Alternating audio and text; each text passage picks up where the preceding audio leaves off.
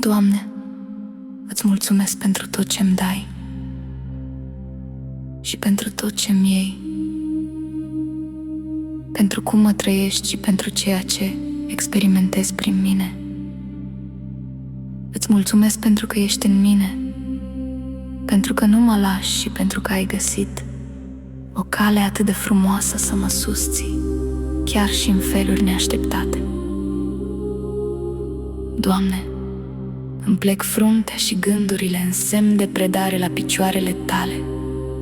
Fă Tu, Doamne, ce știi mai bine cu ele, căci nu sunt ale mele, ci totul îți aparține.